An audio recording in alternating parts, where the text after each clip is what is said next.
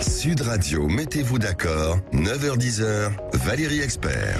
Eh bien Patrick Roger, je vous lance le défi, nous allons nous mettre d'accord aujourd'hui, ces débatteurs qui sont là pour débattre et commenter l'actualité. Bonjour à toutes et à tous, jeudi 9 mars, Frédéric Fougera, bonjour, président de Tenkan Paris, c'est une agence de communication, vous avez publié La com est un métier aux éditions Bréal Studirama, bonjour à vous. Bonjour Valérie. Najwa El Haïté, docteur en droit public, présidente de Demain et auteur de Laïcité et République aux éditions de L'Harmattan. On va parler de la laïcité avec vous, avec ce sondage IFOP assez terrifiant sur les jeunes enseignants qui confirment ou qui confessent s'être auto-censurés face justement à des questions d'enseignement à propos de la laïcité. Clément Tougeron, analyste politique, communicant au sein du cabinet Tilder. Bonjour. Et Pascal Bataille, animateur, producteur et chef d'entreprise. Bonjour Pascal. Bonjour Valérie, bonjour à tous. Le Sénat vote l'article 7, l'IVG bientôt dans la Constitution, des jeunes enseignants, je vous le disais, favorables à un assouplissement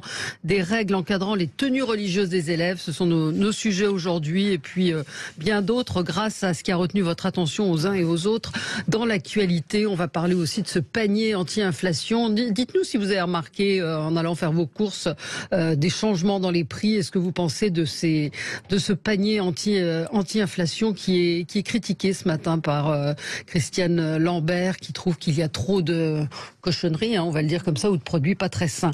Coup de gueule, coup de cœur. On va peut-être commencer avec vous, Clément. Retour du débat sur la natalité. Oui, tout à fait. Qui s'accompagne évidemment du débat des retraites, puisque visiblement rien ne va l'un sans l'autre. Non, je regardais hier un tweet de Gabriel Attal qui disait que en 2000, il y avait 12 millions de pensions à payer chaque mois, et aujourd'hui il y en a 20 000. Et donc sans réforme, finalement, c'est obligatoire. Et donc on a vu fleurir un ensemble d'argumentaires pour pouvoir équilibrer cette réforme et les retraites. Pour la gauche, très souvent on dit qu'il faut pas travailler un peu moins pour mieux répartir le travail, ou taxer plus les personnes les plus aisées, faire une contribution exceptionnelle. Et puis à droite, et surtout à l'extrême droite, on a le retour d'un débat extrêmement important, celui de il faut une politique nataliste. Alors Quesaco, c'est un ensemble de politiques publiques qui poussent à avoir des enfants, notamment en jouant sur les aides sociales. On se souvient notamment pour l'extrême droite, c'est extrêmement important, puisqu'en 2007, Jean-Marie Le Pen disait que les allocations familiales pour les parents devaient uniquement être pour des petits Français de souche, et donc c'était finalement le point phare.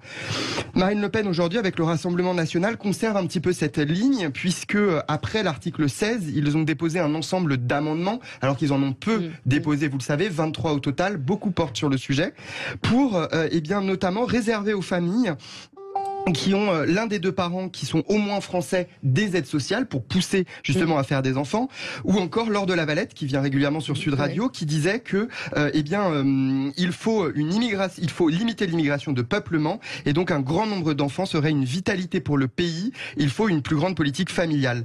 La droite s'y retrouve un petit peu, puisque Bruno Retailleau dit que la question démographique est une question idéologique, car pour financer un régime par répartition, c'est soit plus d'enfants, soit plus d'immigrés. Alors comment on fait Aujourd'hui, le débat est posé, mais il risque d'être tout aussi inflammé que celui des retraites. Comme vous le savez, le 7 février dernier, Sandrine Rousseau hurlait « Lâchez nos utérus ». Il y a en effet la question individuelle de se dire « Est-ce que je veux des enfants ?» notamment dans un pays, dans un monde qui est de plus en plus pollué. C'est l'argument de la gauche. Et leur objectif, c'est de dire puisque la planète est polluée, je ne veux pas des enfants, et les enfants ont un coût écologique. Finalement, c'est de plus en plus un nouveau débat qui apparaît et qui risque d'avoir des résultats dans les semaines à venir. Oui, vous avez Frédéric, oui, ça vous laisse. Ce sont des débats effectivement qui vont nous occuper et qui vont être assez intenses effectivement. Frédéric, vous, c'était un coup de gueule. On est à 500 jours des Jeux Olympiques, ou un coup de cœur peut-être. Oui, mais ce sera plutôt un coup de gueule. Je ne voudrais faire que des coups de cœur, et puis finalement je ne viens qu'avec des coups de gueule. Et là, je viens avec un coup de gueule qui est franchement sérieux et qui me touche. C'est effectivement un coup de gueule autour de l'organisation des Jeux de Paris 2024. Je peux pas être accusé d'être contre ces Jeux, puisque j'étais le DIRCOM du groupe Elior, qui sous ma direction a été la première entreprise qui a soutenu la candidature de Paris 2024, donc on ne pourra pas me faire ce procès. Ça n'interdit pas pour autant d'essayer d'être factuel ou d'être objectif. Paris avait une grande ambition, c'était celle de l'inclusion et notamment autour de ces Jeux paralympiques qu'on voulait quasiment fusionner avec les Jeux. Or, à un peu plus d'un an, rien n'a été engagé pour que Paris soit davantage accessible. Rien. Et rien ne sera fait. En fait, c'est trop tard. On parle, mais on ne fait rien. Alors, ce sont pas des mesurettes dont la France avait besoin sur ces questions-là. C'est vraiment une révolution des mentalités, une révolution des pratiques, une révolution des investissements, une révolution de la façon dont on aborde ces questions-là. On n'a pas l'argent public, donc faut aller en chercher ailleurs. Mais en fait, on n'a rien fait. Personne n'a pris le sujet, personne n'a pris le lead. Et à la fin, ça sera la faute de personne. On finira même probablement avec cynisme et peut-être même indécence à se féliciter de ce qui aura été fait. Ouais. Mais en fait, la France n'aura pas été au rendez-vous de l'exemplarité. Ouais. Je vous l'illustre par un exemple. On veut faire original et pourquoi pas, et on fait une cérémonie des Jeux sur la Seine et puis les Paralympiques en bas des Champs-Élysées et sur la place de la Concorde. Alors oui, tout devrait être accessible dans l'enceinte des cérémonies, mais ça sera seulement le dernier kilomètre. Paris sera toujours inaccessible. Donc devant les caméras de télévision, on pourra se glorifier d'avoir fait telle ou telle chose ou de montrer des personnes en fauteuil handicapé pour donner une illusion, une image, pour communiquer sur cette accessibilité. Mais en réalité, rien ne sera fait. Je vous rappelle qu'à Paris, il y a environ 3% des stations de métro qui sont accessibles, c'est-à-dire à peu près comme en 1924, et dans un an, il n'y en aura certainement pas plus.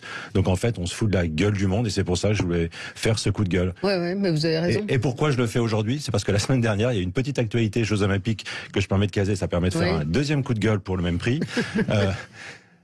En 1964, à l'occasion des Jeux du Japon, ont été instaurés des pictogrammes et qui avaient des pictogrammes pour illustrer les disciplines olympiques. On a tous ça à l'esprit, c'est des symboles très simples pour comprendre le geste de l'escrime, le geste de la natation, et en fait ça se voulait être un langage universel pour permettre à toutes les nationalités qui se retrouvent autour des Jeux de pouvoir communiquer avec ce fameux langage universel. Et la semaine dernière, le comité d'organisation des Jeux a dévoilé ces pictogrammes qui n'en sont pas. En fait, ce sont des graphismes ultra compliqués, tellement compliqués qu'il faut les sous-titrer, alors que l'idée de ces pictogrammes, c'était justement de ne pas avoir recours à la langue, au langage écrit, mais à l'image.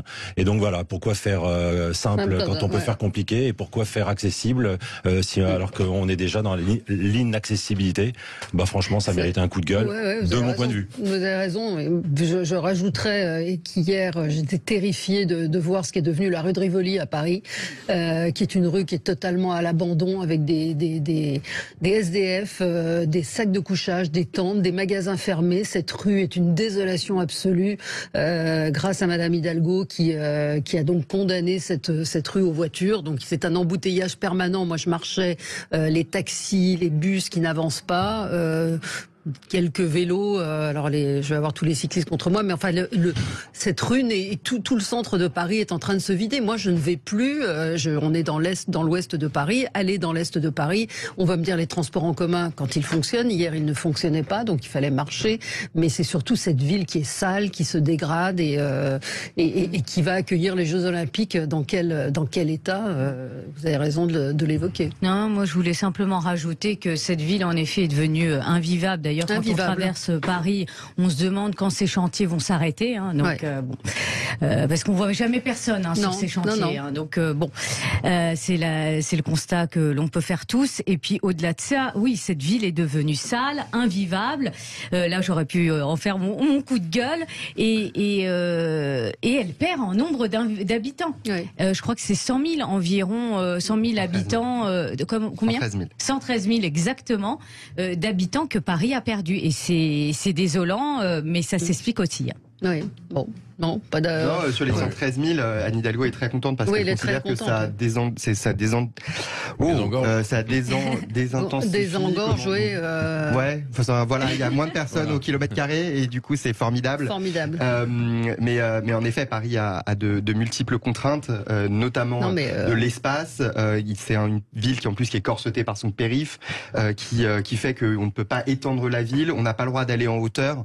Donc à un moment, ça risque d'être un petit petit peu compliqué avec les prix des loyers et des achats qui augmentent. Les familles ne peuvent pas rester et c'est dramatique. Comment avec les Jeux Olympiques ça va Sur ces Jeux Olympiques, Frédéric vient de citer 2 exemples qui sont la partie émergée de l'iceberg, mais qui sont néanmoins très importants. Surtout celui de l'accessibilité, évidemment. Les logos, les pictogrammes, c'est anecdotique. C'est anecdotique, mais très symbolique, mais symptomatique, et très important.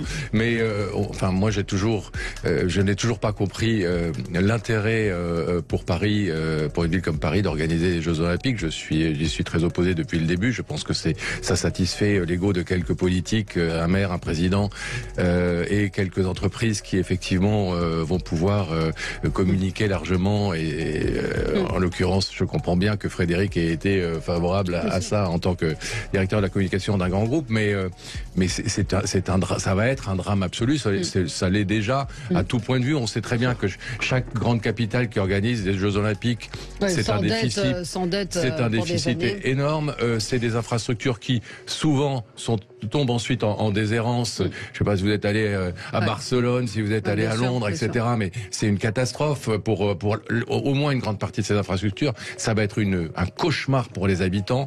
Je comprends pas l'intérêt. À suivre. Ça, c'est dédensification, Clément. Sur Barcelone, pour tous vos éditeurs qui vont évidemment aller à Barcelone dès la semaine prochaine en voyage, je vous conseille d'aller sur le terrain de water-polo. Ils en ont fait un bar. C'est magnifique. Il y a une vue sur tout Barcelone.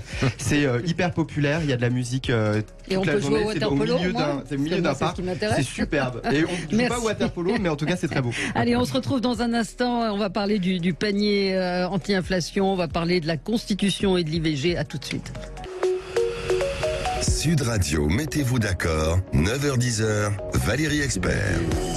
Ensemble jusqu'à 10h, mettez-vous d'accord. Najwa El Haïté, c'est votre coup de cœur ou coup de gueule ou découverte que vous voulez nous faire partager. Coup de gueule. Donc nous sortons du salon de l'agriculture et c'est un coup de gueule qui est en lien avec cet événement, puisque dans le cadre de cet événement, il y a eu des problèmes qui ont été mis en avant. Donc mon coup de gueule concerne la consommation de pommes françaises et de pommes en France en général. Alors, je vais être précise. Récemment, je me suis rendue dans le Limousin, visiter une coopérative de plusieurs producteurs de pommes. Donc cette coopérative s'appelle Lime d'Or, elle existe depuis 1984 et son directeur, Jean-Luc Souris, qui est un passionné de ce qu'il fait, de ce qu'il produit, donc de la pomme, a attiré mon attention sur le fait que depuis 2018, exactement, les néonicotinoïdes qui servaient à tuer les pucerons cendrés qui ravagent les vergers sont interdits en France. Bien sûr. Certaines interdictions, je le rappelle, se justifient du fait que plusieurs études scientifiques ont mis en évidence la toxicité de ces pesticides sur les abeilles et la santé humaine, et notamment le développement du cerveau. Donc vous allez me dire, mais c'est une très bonne nouvelle. Bien au contraire, on peut saluer cette décision qui date de 2018, la décision législative. Sauf que, sans le savoir, c'est ce que m'expliquait ce producteur, le consommateur français consomme des pommes qui ne sont pas assujetties aux mêmes règles sanitaires en France et qui proviennent d'autres pays européens. Un exemple. Il me dit que l'analyse d'un lot de pommes d'origine polonaise a révélé la présence de néonicotinoïdes interdits en France et rien sur l'étiquette ne permet de le savoir. Donc moi, personnellement, je suis profondément attachée à l'Europe. Donc il ne s'agit pas, et je pense que le producteur qui m'a relaté ce problème, lui aussi est attaché à l'Europe, mais il ne s'agit pas de limiter la circulation des biens, mais d'informer correctement le consommateur français qui on n'est pas censé avoir la provenance des produits normalement. Mais on n'est pas censé savoir que la Pologne et l'Italie continuent à utiliser ces pesticides sur les pommes. Donc ça, je comprends pas si c'est une directive européenne. Ah non, ce n'est pas une directive européenne. C'est une loi française. C'est une loi française. Donc autant vous dire qu'on se tire des balles dans le pied. D'accord. Et cette loi ne s'impose pas aux pommes polonaises, italiennes. Donc il ne s'agit pas de pointer la pomme polonaise ou italienne. Il s'agit que pour ces pommes, eh bien les mêmes règles s'imposent, c'est-à-dire d'interdiction de ces pesticides qui sont un fléau pour l'environnement, un fléau pour notre santé.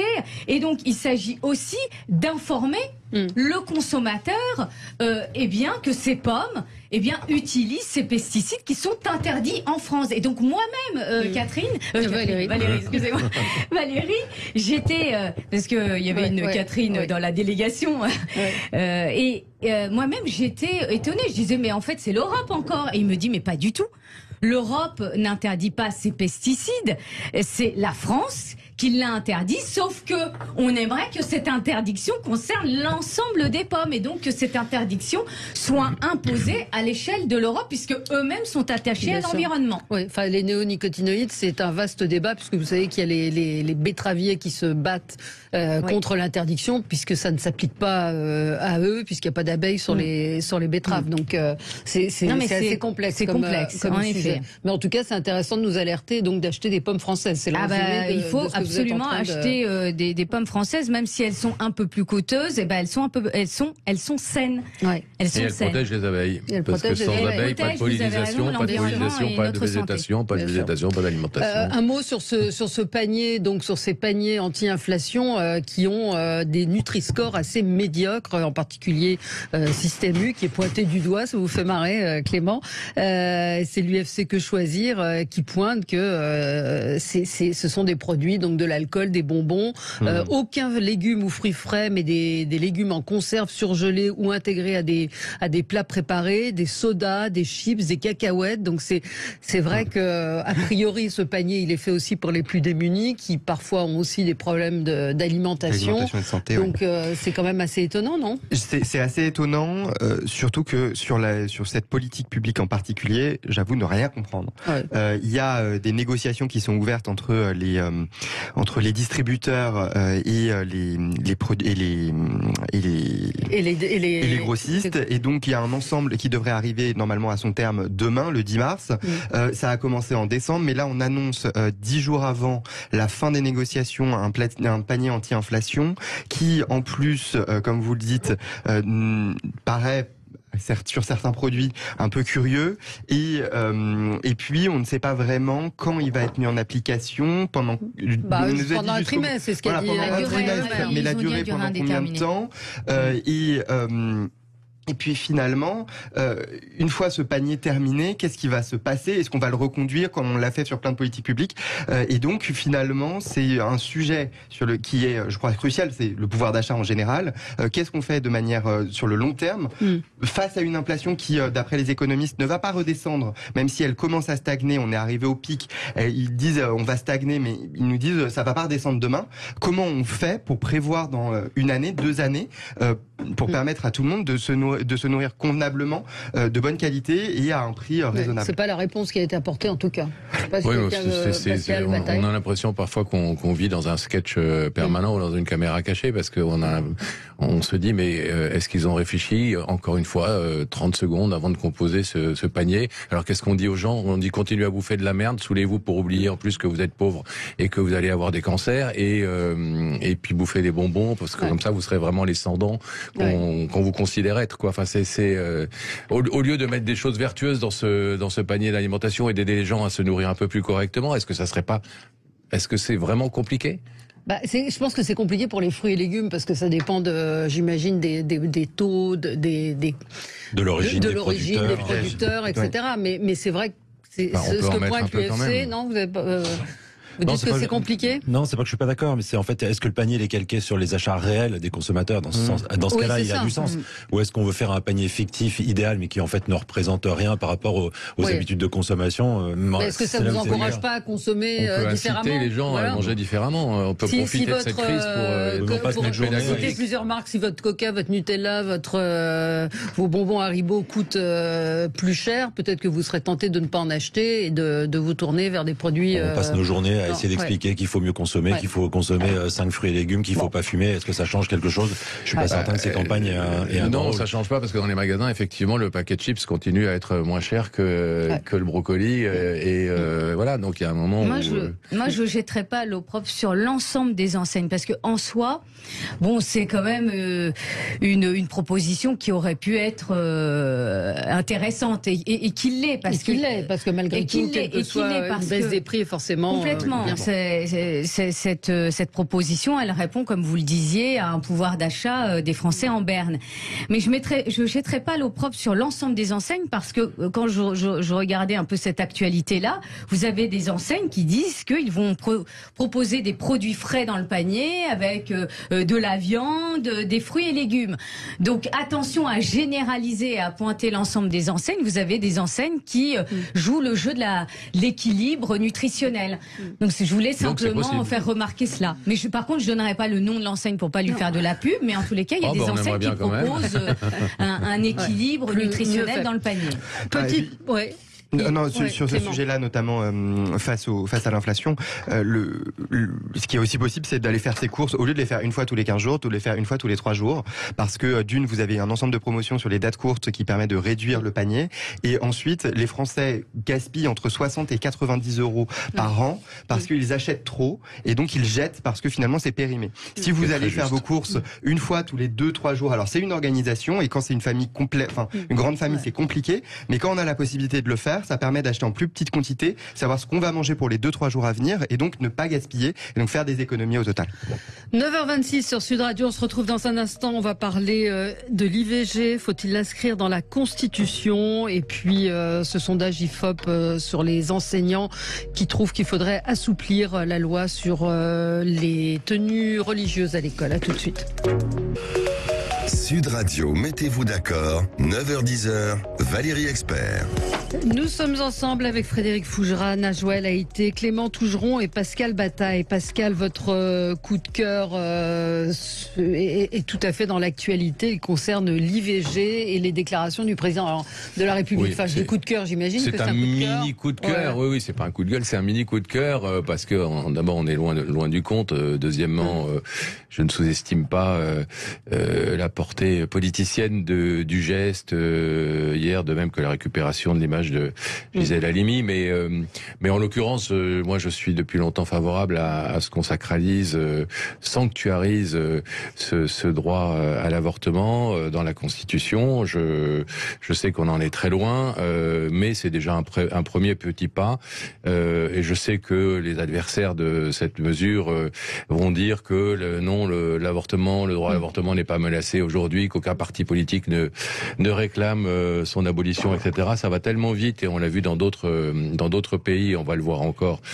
prochainement ailleurs, que je pense que c'est une bonne chose que on essaie de sacraliser effectivement ce droit et de l'inscrire dans notre Constitution. On n'y est pas, mais un petit pas en avant dans ce sens-là, fait hier par Emmanuel Macron. Oui, j'entendais Gérard Larcher ce matin dire qu'il était évidemment favorable, mais qu'il s'inquiétait plutôt, il a raison, de la fermeture de 120 ou 130 centres d'IVG. Donc concrètement, on va l'inscrire dans la Constitution, mais la réalité aujourd'hui, c'est que c'est de plus en plus difficile pour les femmes d'obtenir un avortement dans des délais, délais raisonnables. Si on se contente de le mettre dans la Constitution et qu'on rend l'avortement pratiquement impossible ou en tout cas très compliqué, on n'aura pas fait avancer le public. La fermeture de ces centres, est-ce que vous en avez la cause, Valérie? C'est-à-dire qu'il y a de moins en moins de médecins qui veulent le faire pour des raisons peut-être morales, mais beaucoup pour des raisons aussi financières. De ce que je sais, de toute façon, la gynécologie médicale intéresse de moins en moins. Gynécologie obstétrique, faire accoucher, c'est formidable. Après, s'intéresser à la gynécologie médicale, c'est de moins en moins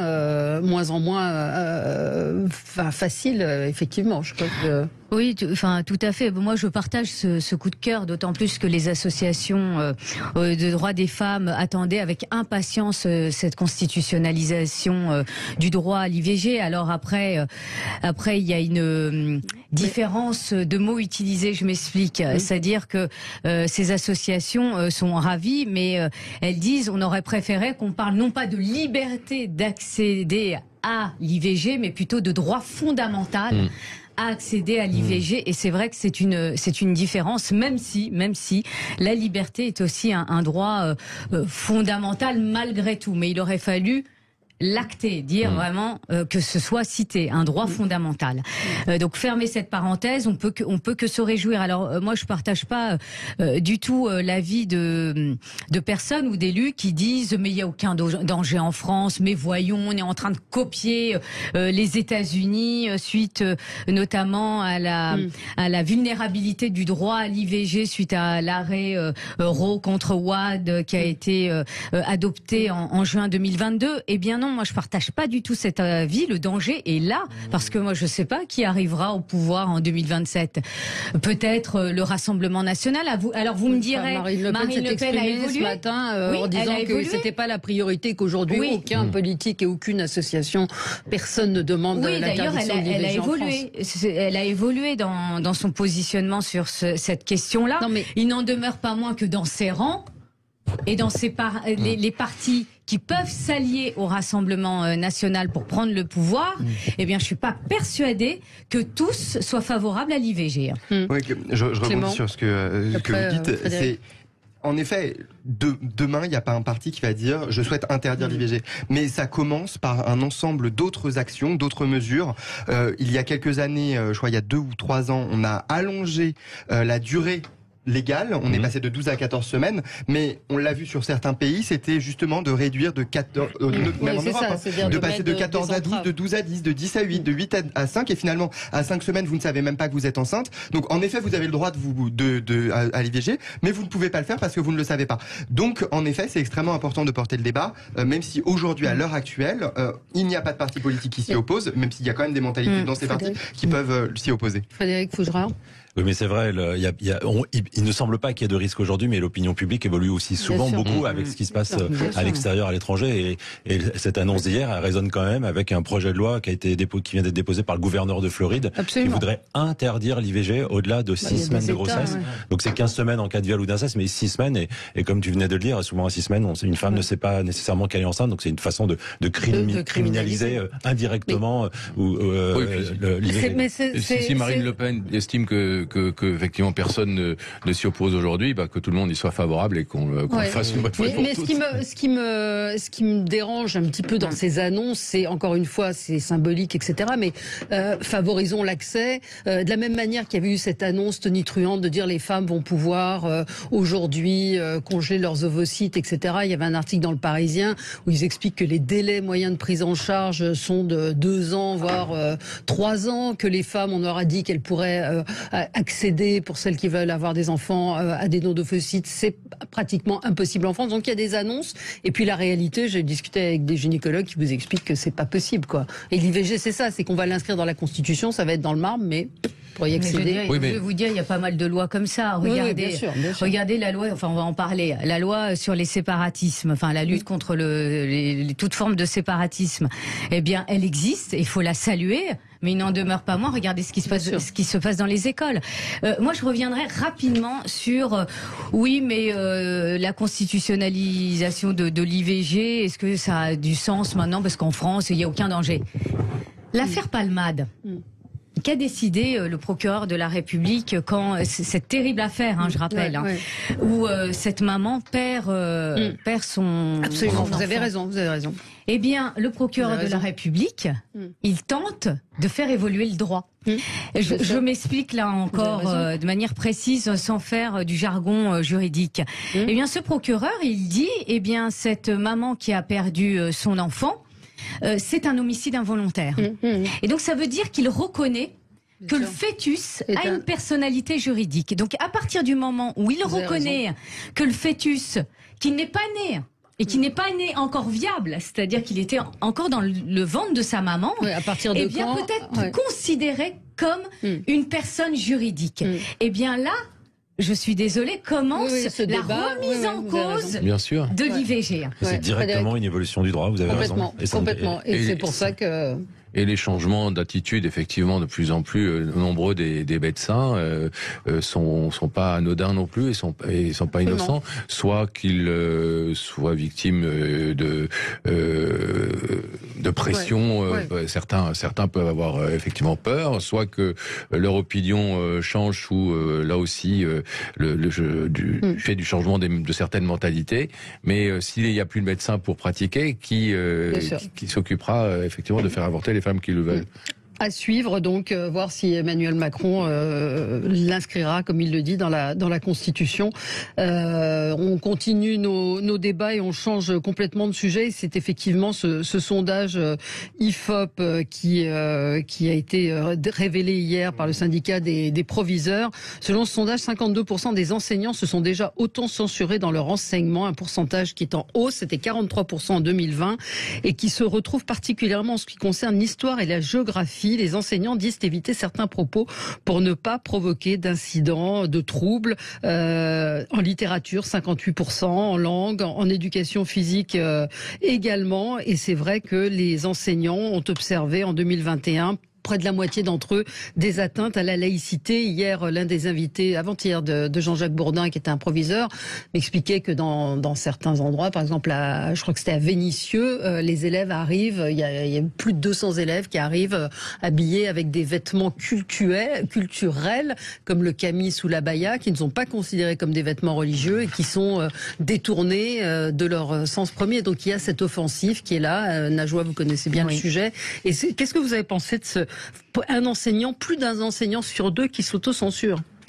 Ça veut dire que malgré les lois, on parlait de cette fameuse loi adoptée contre les séparatismes il y a presque un an, le fléau est toujours là. Vous avez des offensives d'une idéologie radicale, je le rappelle à chaque fois, qui force la porte de l'école. Et le problème, c'est que là encore, vous avez deux catégories d'enseignants. Vous avez une première catégorie d'enseignants qui estiment que il faut pas faire de vagues, parce que ils ne seront pas forcément suivis par leur hiérarchie. Donc ça, c'est une réalité. Il y a toujours cette peur d'être isolé, comme l'a été Samuel Paty, hélas. Et donc la peur est là et bien prégnante. Et vous avez une autre catégorie d'enseignants qui existe aussi, qui estiment que la loi de 2004, qui interdit le port de signes ostensibles à l'école, ils y sont pas forcément favorables. Donc idéologiquement, vous avez aussi pas favorable en fait à la loi. Oui, c'est ça, à la loi. Oui, d'accord. Ils ne sont pas défavorables au fait qu'on puisse exprimer une opinion religieuse par un vêtement. Moi, ça me gêne, mais profondément, parce que vous remettez en cause tout ce qui est le symbole de l'école, c'est-à-dire une école qui est sanctuarisée de toute influence politique, religieuse, parce que si on va à l'école, c'est pour apprendre à lire et à écrire. Pas à, en plus, excusez-moi, je fais cette digression, à avoir des cours d'éducation sexuelle. Je pense qu'il faut revenir aux fondamentaux. Et les fondamentaux, c'est de protéger l'école pour pouvoir s'émanciper dans son esprit et dans l'acquisition des savoirs. Ce sondage, Frédéric Fougera, vous étonne ou... Non, il ne m'étonne pas, je le déplore. Moi, mon sentiment, c'est qu'en fait, notre société, elle souffre de contradictions très profondes, qui touchent beaucoup de sujets, pas seulement ce sujet-là. Ce sujet-là, il est symbolique parce qu'il touche à la religion, il touche à une religion qui n'est pas la religion d'origine de notre zone géographique. Donc voilà, ça crée plein de tensions. Mais on n'a plus de discours, on n'a plus de nuances dans nos discours. Non. Si on est nuancé, soit on passe pour un lâche, soit on paraît pour ne pas avoir de conviction. Mais en fait, au quotidien, on est tout le temps dans la nuance et on ne fait que de la nuance. On se moque en permanence du en même temps, mais on fait du en même temps, tout le temps. On veut de l'ordre, mais on veut pas de répression. On veut des règles auxquelles se référer, mais on veut chacun pouvoir y déroger. Donc on est dans cette contradiction totale. Et comme le disait Najwa, en fait, elle disait pas qu'on n'appliquait pas la loi, ça c'est moi qui dis, mais on est dans un pays où on n'applique pas la loi, on l'apprécie. Et si on l'apprécie, on se sent pas protégé par la loi, parce qu'on ne sait pas si, en respectant la loi, comment ça va être apprécié. Résultat, jusqu'au Covid, il était interdit de se masquer le visage. Depuis le Covid, il y a même eu un moment où c'est devenu obligatoire. Bien sûr. Et pourquoi on interdisait de se masquer le visage? En fait, c'était une mesure contre l'islam radical, mais qu'on tentait de faire appliquer à l'école, ou qu'on essayait d'imposer à l'école. Mais quand vous vous promeniez sur les Champs-Élysées, il y avait plein de femmes qui venaient du monde arabe, richissimes, qui venaient dépenser, et là on les laissait voiler, ça ne dérangeait personne, et il y avait même les camions de police à côté qui les protégeaient, ou qui en tout cas surveillaient les lieux. Et donc une seule loi, mais différentes mesures, on les applique pas de la même façon. L'enseignant, il peut pas se sentir protégé, donc il peut pas faire respecter les règles qui sont celles du pays, puisqu'il ne sait pas si on va le suivre ou pas le suivre. Et du coup, en face, on ne se sent pas obligé de respecter les règles non plus. Il y a une victoire quand même de cet islam politique, puisque ces jeunes enseignants de moins de 30 ans aujourd'hui, c'était dans Atlantico, disent acceptent cette vision McDonald's, venez comme vous êtes, quoi. Et ils voient pas où est le problème. Donc il y a quand même un changement de mentalité plutôt inquiétant chez ces jeunes enseignants. Le changement de mentalité, il est quand même lié au fait qu'il n'y a pas de règle. En fait, il y a une règle, mais on l'applique pas. Donc si on l'applique pas, il n'y a pas de règle. Bien sûr. Bon, donc je viens comme je veux. On va y revenir. 9h43, petite pause pub et on se retrouve tout de suite. Sud Radio, mettez-vous d'accord, 9h-10h, Valérie Expert. Nous parlons de ce sondage IFOP pour la revue Écran qui a interrogé les enseignants sur leur rapport à la laïcité. Et vous vouliez, Pascal Bataille, préciser il y avait juste un point qui m'avait interpellé, qu'on n'a pas soulevé, c'est que parmi les enseignants les plus menacés, vous l'avez dit Valérie, il y a les professeurs d'histoire-géographie, notamment les professeurs d'EPS aussi, bien évidemment, parce que se pose la question du corps, du vêtement, etc. Mais il y a aussi pour 26% d'entre eux, les professeurs de confession musulmane. Et je trouve ça intéressant parce que ça veut dire que effectivement il y a un vrai débat idéologique, et ça veut dire que les professeurs de confession musulmane qui ne souscrivent pas justement à cette politisation de l'islam, à cette démonstration exacerbée des signes religieux, etc., et surtout dans l'enceinte de l'école, eh bien ils se trouvent confrontés aujourd'hui à une remise en cause, d'autant plus qu'ils sont eux de confession musulmane. Ça veut dire quoi? Ça veut dire que si peut-être les musulmans de France, ceux qui sont tolérants, ceux qui sont dans une pratique, je dirais, normale et intime de leur religion, et qui sont complètement investis des codes de la République et de la laïcité, s'exprimer davantage et de plus en plus souvent et de plus en plus fort, peut-être qu'aussi on pourrait faire reculer l'islam politique de cette façon. Mais c'est l'inverse qui est en train de se passer. On voit 21% des enseignants, dont 39% en REP, ont été menacés ou agressés pour des motifs de nature identitaire ou religieuse. Donc il y a quand même des interrogations à avoir sur les responsabilités et sur la manière dont les choses ont avancé. Je voudrais qu'on dise quelques mots d'Éric Dupond-Moretti avec ce matin Marine Le Pen qui a déclaré: Éric Dupond-Moretti ne peut pas mais rester ministre après les bras d'honneur à l'Assemblée nationale. Donc bras d'honneur, doigt d'honneur, je ne sais pas. Vous disiez, Frédéric Fougerat, que c'était des doigts d'honneur et que sur les bandes. Moi, j'ai pas vu la vidéo. On a vu les vidéos finalement? Non, il y a des photos qui circulent là. En fait, on voit des photos, on en parlait, vous évoquez, on en parlait pendant l'interruption, on voit des photos, en fait, il fait un doigt d'honneur à répétition en disant présomption d'innocence, présomption d'innocence. Donc d'abord, on est bien d'accord, ça ne se fait pas, on ne devrait pas faire ça, un ministre ne devrait pas faire ça, et ne devrait pas faire ça dans l'enceinte du Parlement. Il n'insultait pas directement une personne, mais le doigt d'honneur était directement adressé au fait qu'on ne respecte pas la présomption d'innocence. On est d'accord, on ne devrait pas le faire, mais on ne devrait pas faire ça, dans l'absolu, ni encore moins dans l'enceinte du Parlement. Voyons quand même les choses. On est dans une situation où notamment les oppositions au gouvernement font du jusqu'au boutisme. Ils poussent pour aller jusqu'à l'incident. Alors au bout d'un moment, les incidents arrivent, quoi. Je pense qu'il faut aussi avoir ce regard avec un peu de recul. Oui, il n'est pas question de démissionner parce qu'on a fait ça. Il y a un débat qui est, je sais pas. Je sais pas. Il n'y a pas que Marine Le Pen qui demande son. C'est vrai que le comportement lui-même à l'intérieur de l'Assemblée nationale et interroge. Mais si on doit démissionner, alors à mon avis, il y a beaucoup de députés et quelques sénateurs qui vont devoir démissionner aussi. Là, il est ministre. Il est ministre. Il est ministre de la Justice. Non, mais parce qu'il a reconnu lui 2 bras d'honneur. Il y a une différence entre doigt d'honneur et bras d'honneur. Il y a une photo où on le voit avec un doigt d'honneur. Le bras d'honneur, il n'y a pas eu d'image pour l'instant. Dans les images qui circulent, il n'y a pas de bras d'honneur, mais de doigt d'honneur. Mais il l'a reconnu, lui. Mais il l'a reconnu d'ailleurs quand il prend la parole dans l'hémicycle, il dit j'ai pas fait j'ai fait deux bras d'honneur. Un bras d'honneur, j'en ai fait 2. Donc après, vous avez vu la présidente de la séance réagir, mais et en plus, il n'y a pas d'attaque à la présomption d'innocence, puisque Monsieur Marlex, le député, lui, ne fait que rappeler qu'il y a 11 ministres mis en examen, et dont le ministre de la Justice. Mais il y a quand même présomption d'innocence, ils ne sont pas jugés. Mis en examen, c'est pas jugé, on est d'accord. Oui, mais lui, il rappelle simplement qu'ils sont mis en examen, ce qui est une réalité factuelle. Il me semble que Emmanuel Macron avait, au début de son premier mandat, dit qu'il n'y aurait pas de ministre mis en examen, donc rien que ça devrait pousser Monsieur Dupond-Moretti à la démission, mais c'est vrai que si les membres du gouvernement... Sauf si on instrumentalise les mises en examen.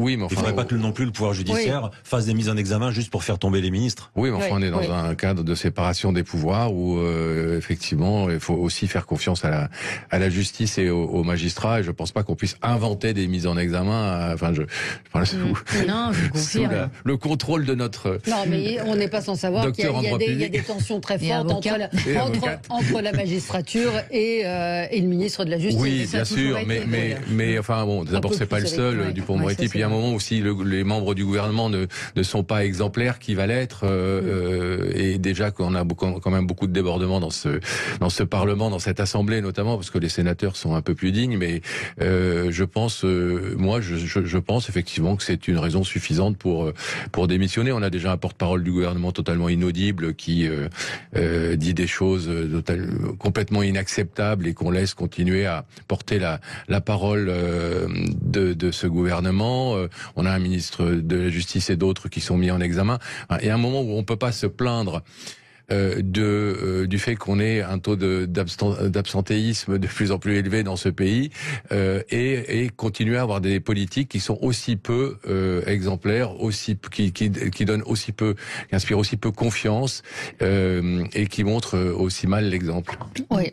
Non, mais c'est vrai qu'il faut de l'exemplarité quand on fait de la politique. Mais c'est vrai que le ministre Dupond-Moretti est un homme qui est à fleur de peau. D'ailleurs, c'est un sanguin. Il est connu comme ça. D'ailleurs, les confrères le voyaient dans les prétoires. Il est à fleur de peau. Et d'ailleurs, il a jamais fait un bras d'honneur ou un doigt d'honneur à un juge, parce que sinon, il aurait été sanctionné. Là, la sanction au niveau de l'Assemblée nationale, il n'y en aura pas, parce que le règlement ne sanctionne que les parlementaires, enfin que les députés, là, en l'espèce, puisqu'on parle de l'Assemblée nationale. Et donc, il n'y aura pas de sanction vis-à-vis du ministre. Mais malgré son tempérament de feu, je suis désolée, c'est un geste qui n'est pas acceptable. Après, c'est pas à moi de dire s'il doit démissionner ou pas démissionner, mais ce geste n'est pas acceptable, parce que à partir du moment où on dit que LFI a un comportement vulgaire, qui veulent transformer l'Assemblée nationale en ZAD, etc., je suis désolée, en face, la majorité présidentielle doit avoir un comportement exemplaire, malgré, vous avez raison, les tensions, parce que c'est la fosse au lion, l'hémicycle, c'est bien réel, mais à un moment, il faut éviter les pièges dans lesquels on essaye de vous amener. Ça me permet, je voulais en reparler d'Aurore Berger, donc qui a craqué pour le coup, et de l'attitude quand même assez dégueulasse. Il n'y a pas d'autre mot, de Daniel Obono et des députés LFI qui ont continué de la harceler, de lui dire qu'elle était illégitime. Beaucoup ont trouvé qu'elle n'avait pas à parler de sa situation, mais j'ai trouvé que c'était une séquence particulièrement cruelle et difficile. Je ne sais pas si vous l'avez vu. J'ai vu, c'est absolument horrible, et on l'accuse de ne pas avoir eu les mêmes positions quand ce sont des gens de sa majorité qui pouvaient être touchés par des affaires de harcèlement. Mais oui, alors, mais si on n'a pas le droit de progresser, si on n'a pas le droit de faire mieux que ce qu'on a fait la veille, si on n'a pas le droit si votre vécu ne peut pas vous aider éventuellement à faire progresser la société, c'était assez dégueulasse, et on est vraiment dans le même principe de jusqu'au boutisme. En fait, on cherche les gens. Donc elle, on l'a fait craquer et elle pleure. Un autre fait un doigt d'honneur. Et en fait, c'est l'intention recherchée. Encore une fois, ça ne se fait pas. Je parle du doigt d'honneur, mais il y a l'intention recherchée, et l'intention obtenue. Oui, et ça Sa proposition de loi avait été rejetée. Il n'y a pas que LFI, me dit-on, qui a fait meute contre elle, mais je trouvais cette séquence particulièrement violente. Il nous reste 30 secondes. Comment on va sortir du bras de fer entre les syndicats et le gouvernement? Frédéric Fougera, vous voyez ça comment? Jean-Luc Mélenchon disait il faut un référendum, il faut en sortir, il faut sortir de cela d'une manière ou d'une autre. Moi, j'ai le sentiment que le président de la République, en tout cas dans sa communication ou sa non-communication, a l'intention de jouer le temps et d'imaginer qu'une fois que la loi sera passée, les choses vont s'apaiser. On peut l'imaginer quand on voit que les sondages ont quand même beaucoup montré que même si les Français se montraient manifestement contre, ils étaient plutôt résignés. Donc résignés mais en colère. J'entendais un sondeur dire et ça laissera des traces. Et ça laissera des traces. Ça laissera des traces. Mais de toute façon, cette affaire des retraites, ce n'est qu'une question de posture. Moi, j'ai le sentiment que ce n'est qu'une question de posture. Les politiques n'en ont rien à foutre de notre avenir des retraites. C'est une question de posture. On est déjà dans la campagne présidentielle à venir. Chacun est en train de prendre ses marques. Et c'est ça la réalité. Et toutes les communications, bonnes ou mauvaises, sont autour de cette question de posture. Ouais. Et ce sont encore les citoyens qui vont en pâtir quelques semaines, voire quelques mois, parce que ceux qui en bavent tous les jours aujourd'hui, c'est ceux qui sont victimes de ces mouvements, ceux qui ne peuvent pas aller au travail, dont les transports sont bloqués, qui ont des coupures d'électricité alors qu'ils ont des gens malades sous respirateur chez eux. Et ce n'est pas en disant ça mettre en cause ces mouvements, c'est effectivement l'inflexibilité et l'ego d'un personnage qui a décidé qu'il en serait ainsi et qui ne veut pas déroger à ça. Allez, c'est fini pour aujourd'hui. 9h57, on se retrouve dans un moment pour l'émission Média. On va parler des jets avec complément d'enquête qui consacre une enquête aux jets privés. À tout de suite.